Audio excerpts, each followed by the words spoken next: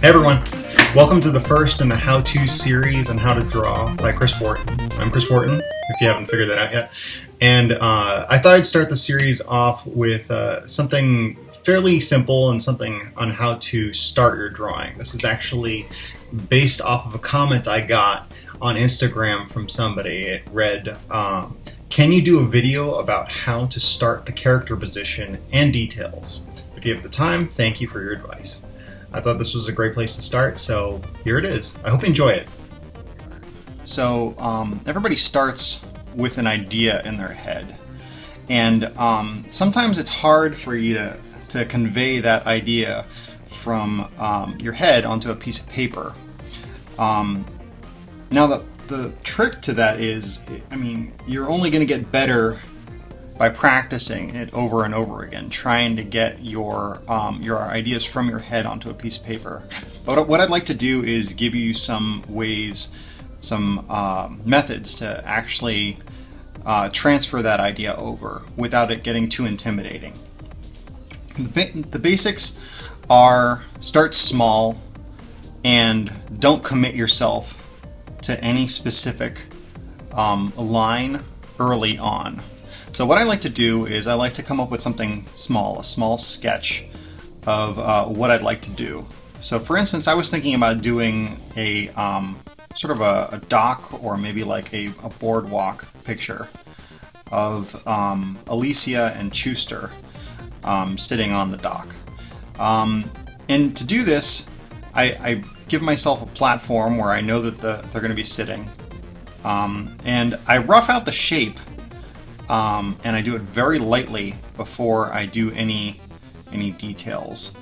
I start off with where I want things to be. So for instance, I know that Alicia and Chewster are going to be sitting next to her. Probably Alicia is going to be here, Chewster is going to be here.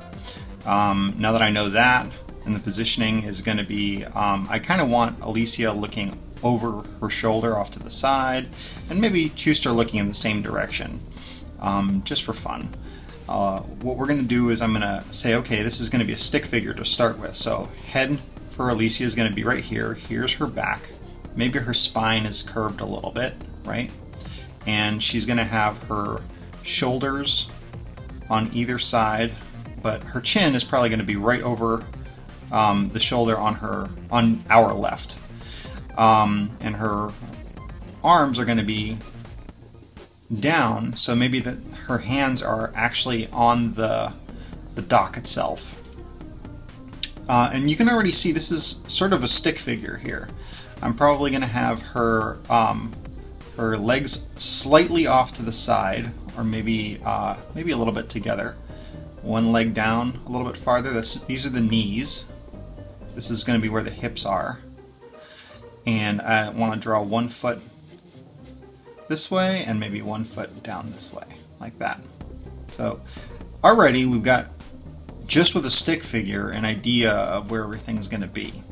Okay, and it's all very simple. And with Chewster, his body shape is a little bit different, but the starting process is still the same. We're going to figure out where his head is. In his case, he's got a much larger head than Alicia, and we're going to figure out where his legs are going to be.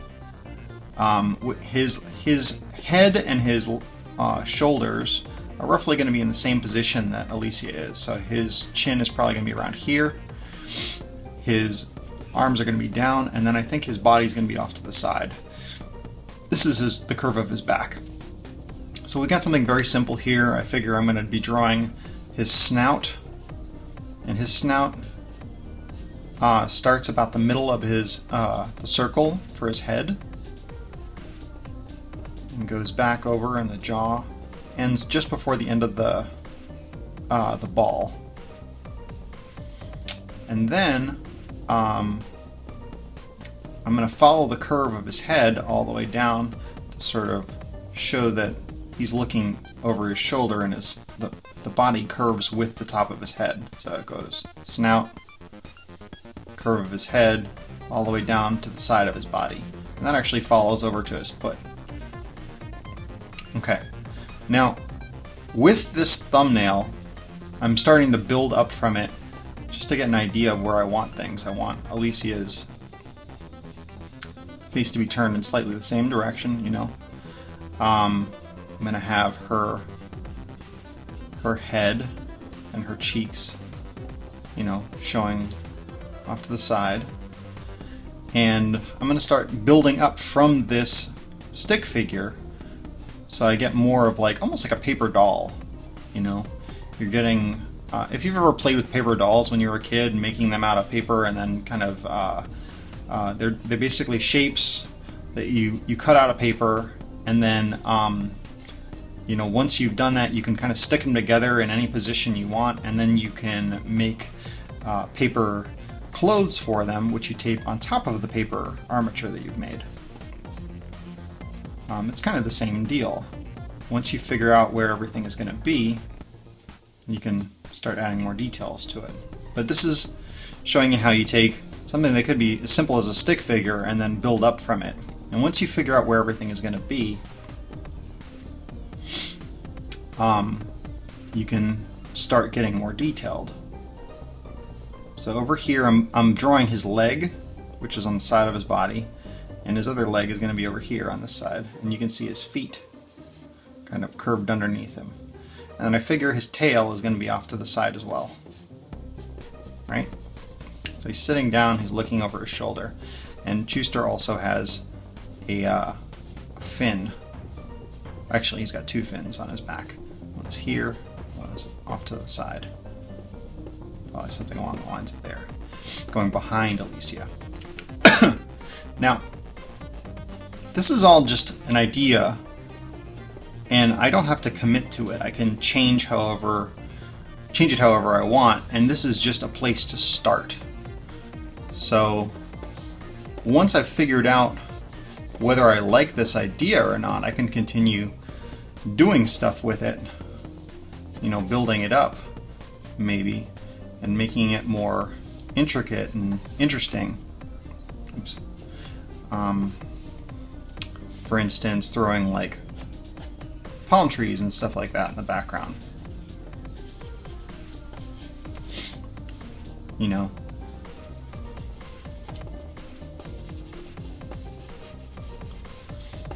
And this is all very rough and just trying to figure out where everything's going to be.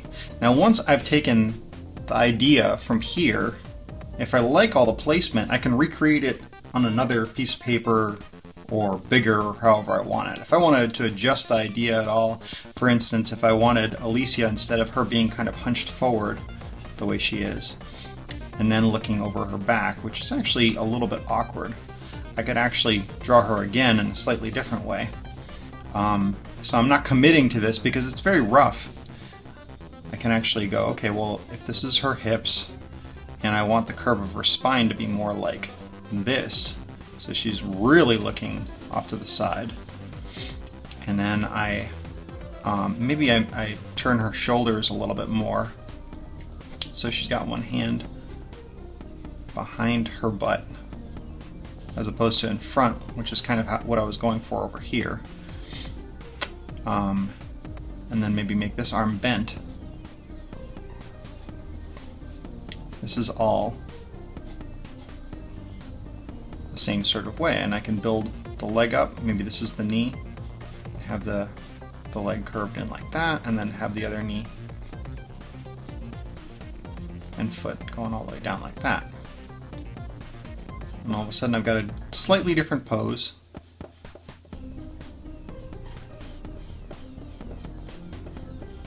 That I might be able to try with my finished drawing. So this is a place to start your drawings. You don't want to get too, I don't know, you don't want to commit yourself to any specific thing until you're happy with it.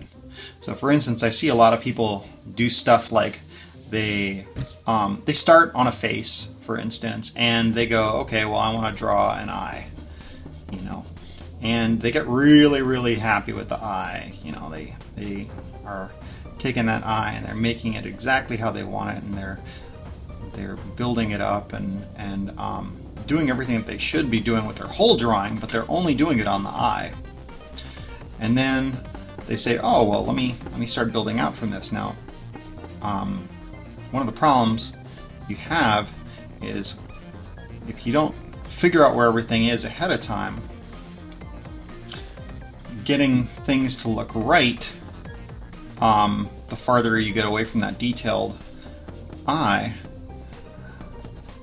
things start to get a little bit iffy with your proportions. So you may start feeling like, oh, wait a second, that eye might be actually a little bit too far over this way. I may have needed to give it more space, or I may need to redraw all this so that this actually is farther off to the side. You see? These kinds of things can be avoided if you take your time to plan things out a little bit better.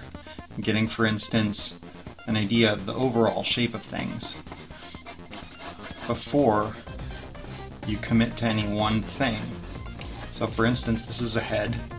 I've already figured out where everything is size-wise. Now I've just got to put in the pieces inside to figure out where they go. And I need to plan this all out lightly before I ever commit to any one bit of detail. This is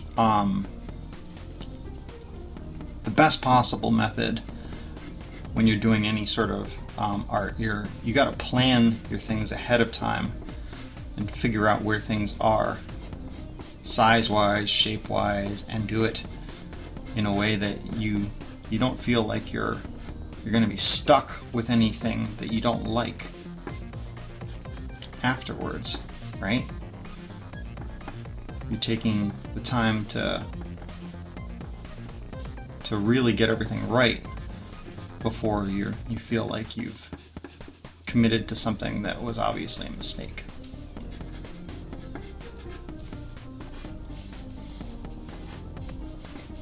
So this gives you another example. I mean, already I feel like there's a little bit more space between the nose here and the eye, which gives a little bit more of a more natural feeling. And again, these are cartoons, so you're going to be getting, everything is a little bit subjective.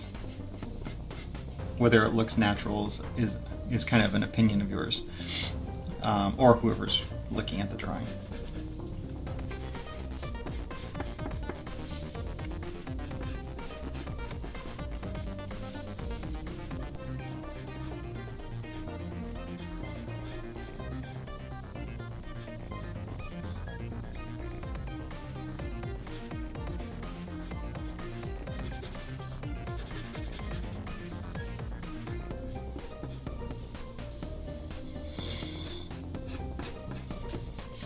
Once you've hit the point where you actually feel like you've sketched it and you're happy with that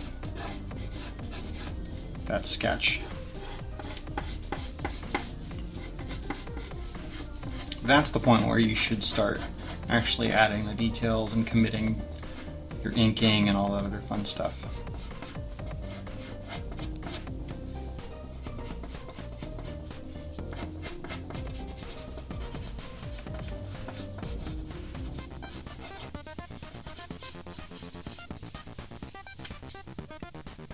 So back to my doodle over here. What I'm going to do is I'm going to try taking this rough drawing and figuring out whether or not I like it enough to go forward with it as a final piece. And once I feel like I'm happy with it, it's at that point that I start moving it onto the big paper. And I could stop this whenever I want to. I don't have to take this any further if I feel like if I'm happy with the positioning and the idea behind the whole thing.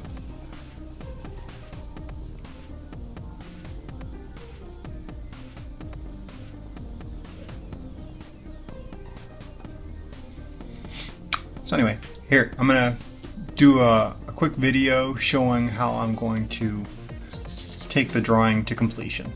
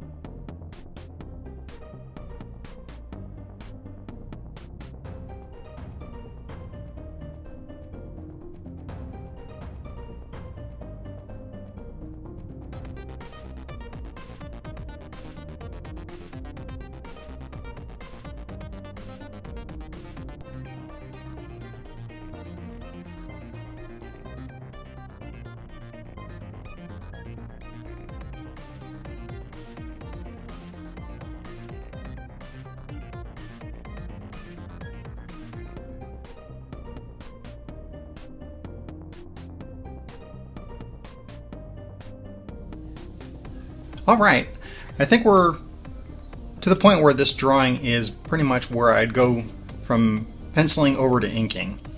And I'm pretty happy with it, actually. Some things I want to point out while I'm drawing the drawing, I think about certain things like the silhouettes of the characters and whether I can figure out ways to use shading in the inking stage to make the characters pop towards the camera or towards the viewer.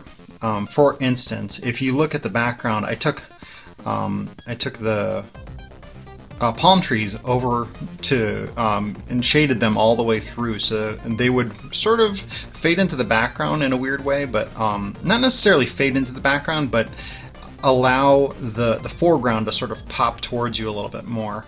You can see also, if you look carefully, there's going to be certain problematic areas where I've got to adjust the way I'm going to be inking things. So when you're drawing things, you want to make it so that the lines are not intersecting in odd ways, where things become too parallel or cross into each other, or the corners of things come together. So for instance, this line right here comes dangerously close to going straight into the corner of this, which could mess with the silhouette slightly. You want to make it so that, for instance, lines like that end up being adjusted so that when you're going to be inking, you don't have to worry about things getting confusing for whoever's looking at the drawing.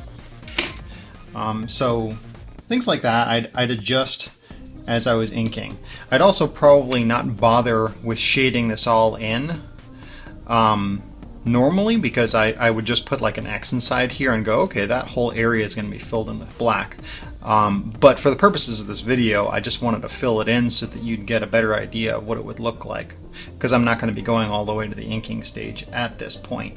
Since this video is mostly about just trying to get an idea of where I start things and how I go through up to the point where I would be inking. You can see also the shading I'm doing in here. I'm planning out ways to make certain things pop forward. So over here, shading over here allows Alicia's hair to come out towards you a little bit more, and the curve of Chewster's back also curved towards you a little bit more. Also, this is probably going to be in shadow since it's not receiving the light, which is probably coming from above them. Things like that. I also would go through here and figure out if there's any little areas that I need to worry about filling in with black, or just putting shading in, and looking out for areas that I might confuse for areas that I need to ink. Like Alicia's hair over here, when I drew it, I drew the whole thing but her hat is actually going to be covering up part of it. So for instance, this line right here that's going through her hat, I kind of want to erase that just so that I don't accidentally confuse that for an area that I want to ink later on. So let me redraw that. Also, I tend not to bring my drawings all the way to this stage when I'm penciling, because I tend to start inking certain things and then I come back to the penciling stage and I adjust things as I go. So for instance, you can see over here there's going to be these posts in the background holding up the ropes that are sort of stopping people from falling off that side of the pier or boardwalk or whatever this is. And the purpose, not the purpose, the thing that I'm probably going to end up doing is I'm going to come back and I'm going to add a little bit of like textured details to these, trying to make sure that they look like wood. I'm probably going to do the same thing with the boards on the floor, and try to make them look a little bit more textured. And I'm also going to see whether or not certain bits of shading are actually necessary to make things pop. I may just be able to make things work without shading things too much, because I almost think that the shading things too much makes it a little bit darker than I like. I kind of like lighter looking cartoons, and I also, for instance, the shading can make it a little bit harder to color in Photoshop. So I try to make it so that things are as outlined and cartoony as possible and not overly rendered. Okay, well, I hope you liked this how-to video, and I really appreciate you taking the time to watch it. If you like my videos, if you like my how-to video, for instance, please give me suggestions as to what you might want to learn more about, whether it's about my process or just interested in seeing me draw. I've got one request already from somebody who is interested in seeing me draw girls or women, just to see if I can give them some tips and from my perspective on how to draw women. And if you guys have any other ideas for cool things that I might be able to teach you how to draw, feel free to drop whatever your ideas are in the comments section. Also, if you like my videos, I really appreciate anybody who goes the extra mile to support me, whether that's through buying my books from my website at giantcomic.com, or they go to patreon.com and support me there. I'm on Patreon right now, and one of the things that every person who supports me through Patreon gets is they get to see all my videos a week ahead in advance. And then everyone else has to basically see them when they come out like regular on YouTube. But there's other cool things that are available for rewards on patreon.com as well. So please feel free to go check them out, see if any of them interest you, and I appreciate any support I can get. If you can't go the financial route, I totally appreciate that. So if you can't support me in that respect, please just do me a favor and share the video with somebody. I hope this gets around, and I hope people enjoy it. Have a great one.